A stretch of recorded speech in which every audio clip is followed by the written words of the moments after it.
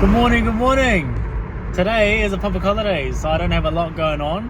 I've just got one small job that's just like a weeding job, probably take an hour and a half. And then after that, I'm just gonna go do maintenance, empty my trailer, do all that sort of stuff. So I'll film all that maintenance and that, and give some tips potentially on what I've been doing anyway to maintain my equipment. Here's what I do to help make sure that my mowers are running well every week. I've got a little checklist here on my phone that goes over everything that I check out, that I go through when I'm doing my maintenance. So one of the first things I do is just give the mowers a good blow off and brush any of the debris off the mower.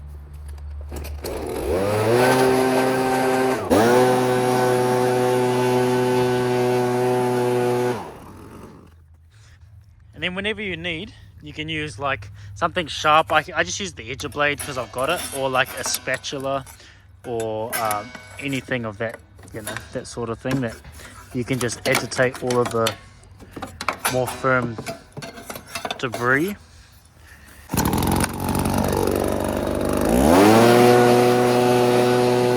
And then you want to get underneath the mowers and scrape out any of that sort of old grass clippings that gets clogged up underneath from a wet day. Just take you under with me. So you just want to get your get under there, scrape away at all of this stuff. It's not too bad today, but sometimes you can get a pretty thick layer built up under there.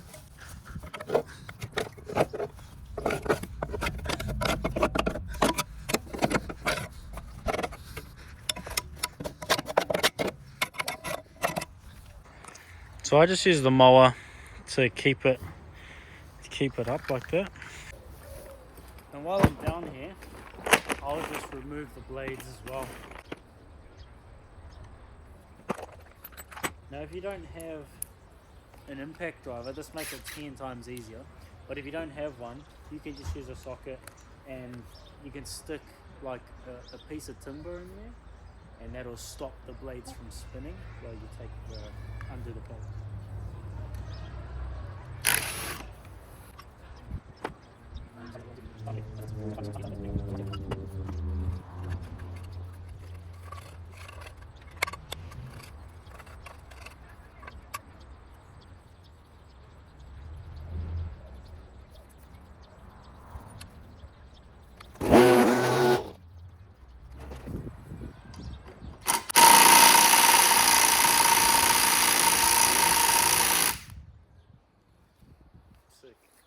Okay, well this doesn't want to come off with the impact, so to give me a chance to show you guys how to use the socket set.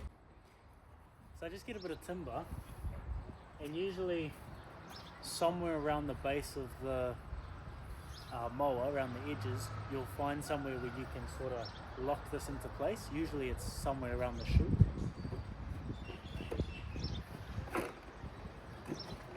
So once you get it locked in there, then you're good to undo the bolt and the blade won't spin.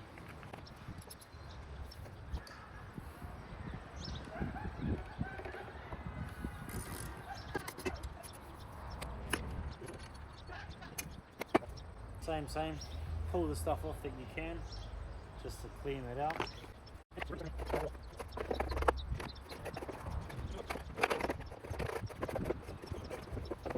Perfect, now that those are done, it's time to sharpen our blades. So we'll go over to our blade sharpen station. Right, so I use an angle grinder. Some people use a bench grinder. I've always preferred the angle grinder, just have more control and that sort of thing. And I just use one of these blades. Not exactly sure what it is, but it works just fine. Any sort of grinding blade I think will be fine. I've just always preferred these. And you just find anywhere that is safe enough for you to put this on, put your blade on. I always like to stand on it to keep it firm. Ideally you would have like a workbench with a vise or something that you can secure it properly, but this is good enough. Stand on it, and then what you're trying to do is, I was always taught by the mower shop when I first started, that you're just trying to match whatever this lift angle is. So as you're coming through, That's sort of about where I hold it. And I just go back and forth. You don't want to put too much pressure because you don't want to let it heat up too much. But you just go like one swipe, one swipe, one swipe. And then you go all the way through. It doesn't need to be super sharp either. If anything, you want it to have a little bit of thickness on it so that it lasts longer. And then I'll just go ahead and clean up the bevel on the other side.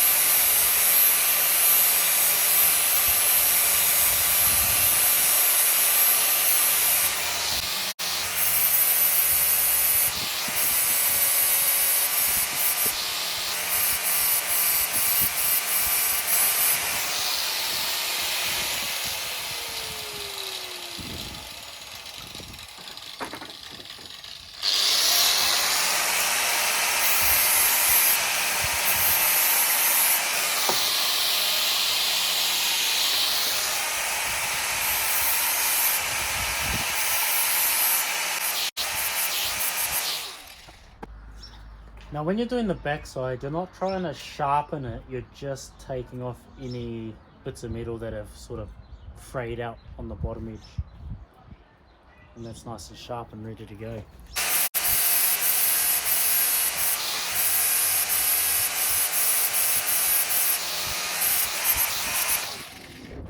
Now you would have noticed that I was way more rough on this blade here, and it's just because it was thicker.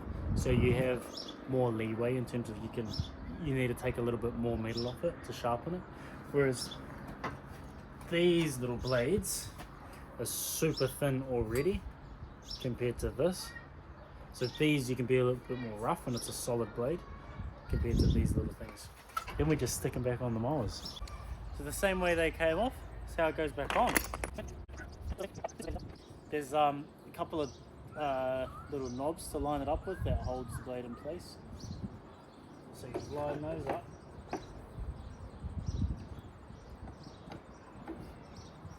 Screw them on.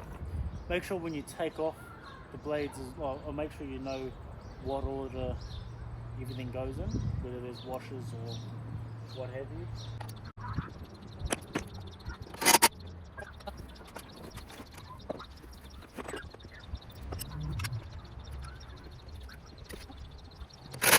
So then another thing I like to do is change out the air filter, or not change it out, sorry, just give it a bang out. So this one's in pretty good nick, but sometimes they are absolutely disgusting. But even see, like a little bit of brass here. Knock this up. If you have a compressor, that's the best way to do it. But if you don't, just get a little bit of a knock. So from here, any moving part gets a spray. Where any springs are, where the motor runs, where the height adjustment sort of happens, the cable, the throttle cable, all that sort of stuff just gets some CRC. So, just in here, see any sort of spring mechanism? Same on the inside through here. Where all the gudgeon and all that sort of works out. Up, I usually come in from underneath.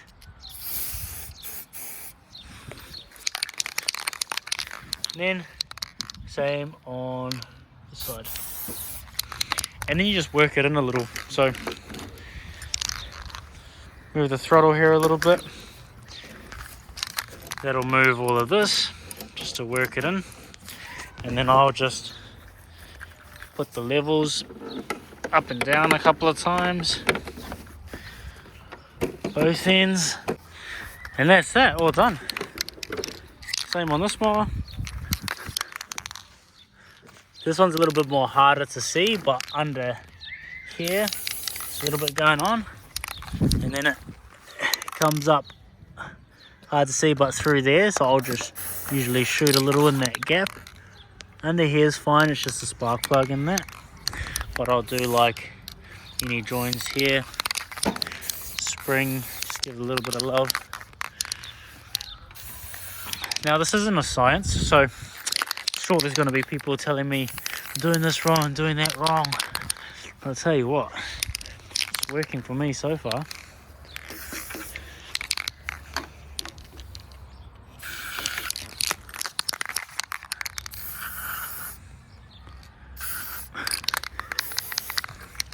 Also, see, bits like this, work it in, so you just use everything that you lubricated. Now this is only supposed to move while the engine's running, so I probably wouldn't do that normally, but as long as you make sure it goes back to where it's set, well, as long as I make sure it goes back to where it's set, I'm fine with it. But it does say here not to move it, so if you want to make sure you're doing it by the book, turn the engine on first and then do that. Like that. And then work the heights. And we're away. And that's what I do. I try and do that every week, and that makes sure everything is okay. If you do it every fortnight, every 3 weeks, like, it is what it is. You just get to it when you can.